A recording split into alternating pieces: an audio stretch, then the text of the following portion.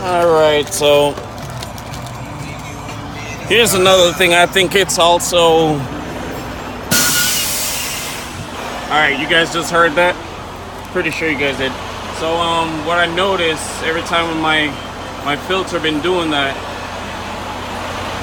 I leak out the air out my tank. And look at that. Look at all that moisture. Look at all that water been running out. So it's always good to drain the air out your tank. For mine, if you look right here, you have 3 tanks.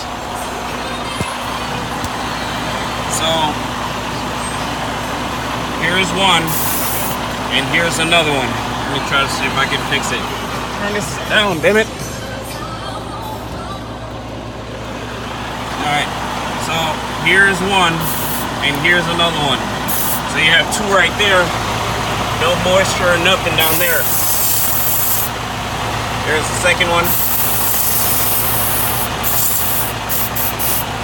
Alright, so I pulled both of those. Nothing coming out of those. So here's my problem now. I think it's the filter that's up there for the governor. So all this moisture is up. And the reason why I do it is because the truck is facing downwards at a slant. So my gear is down and my pin is pulled. So I say let me try to pull this and see if there's any moisture. Sure enough all this water is built up in the tank. So it makes your truck difficult to also stop. So chances are it might be my filter that's kind of bad or need to be changed out. That's why it's building up a lot of moisture. But knowing the winter, well, it's spring now, but still it's snowing all over Michigan and I-80 closed down and stuff. So I try to stay away from that side. So that's why I got to deal with it still. This recently started happening, so I just keep an eye on stuff like this to check my air tanks and stuff to make sure I get all of this moisture out.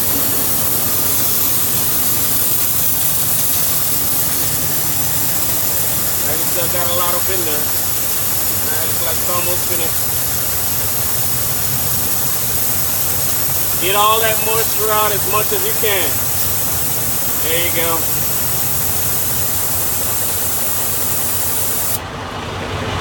All that moisture.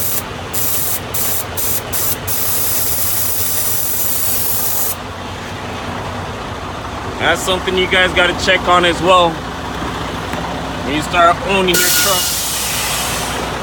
Let's see if it's spitting out anything. So that right there didn't spit out anything, so it's dry. So chances are moisture is building up in the tank. All right. Yeah. Put that right there. Another thing as well, you have this right here to drop the air suspension.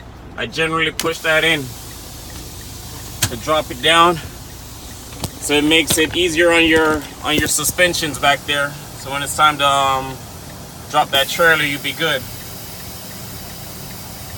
Just pull out from it just a little bit, about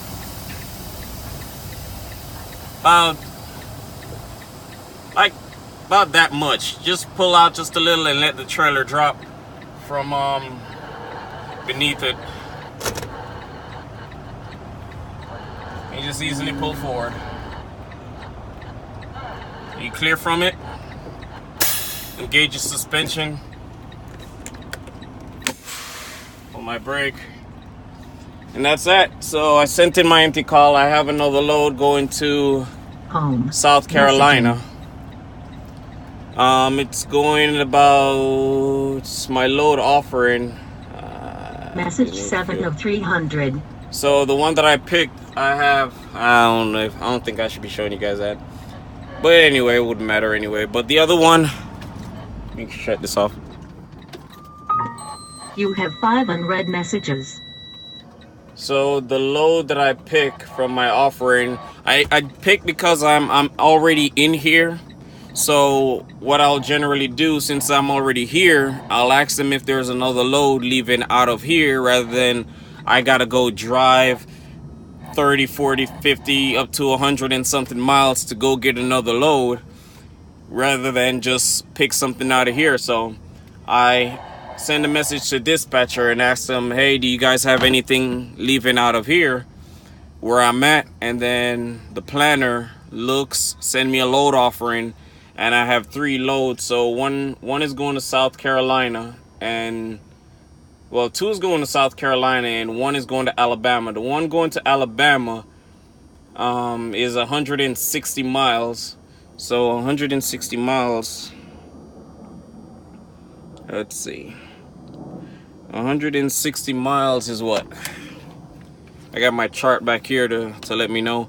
So 160 miles is 151 to 250, pays me up to $1.39. So let me see, so how much was that?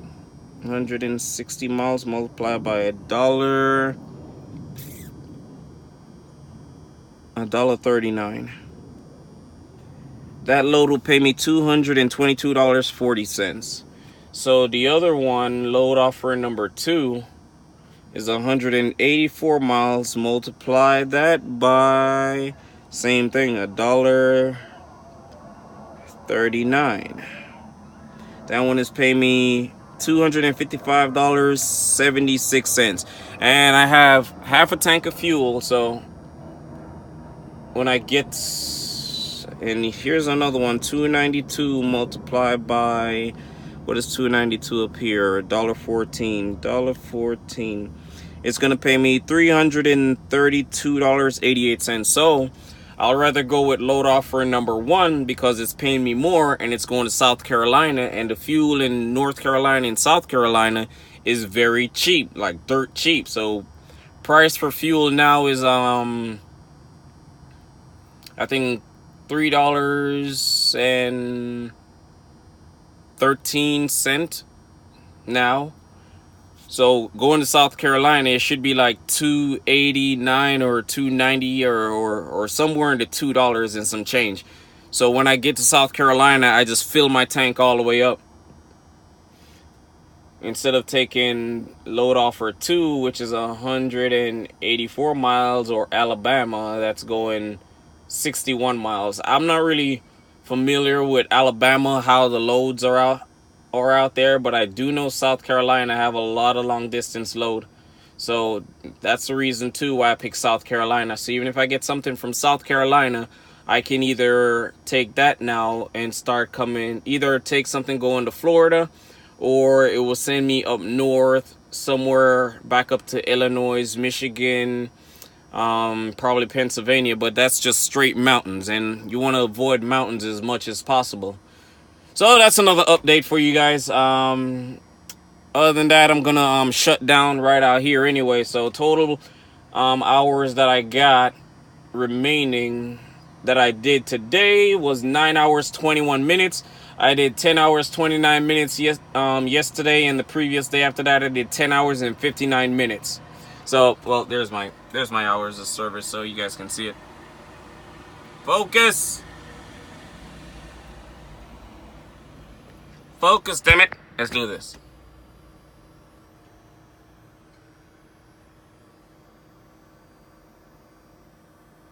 Focus!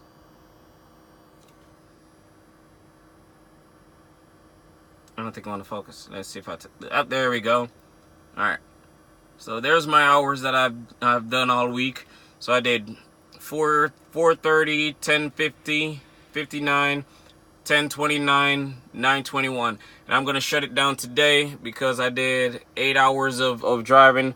This is kind of bad because I've been pushing that too much because I wanted to get the load where I needed to do, but that's pushing it way too much. So I know on my 7th day I'm gonna have about 5 hours to drive.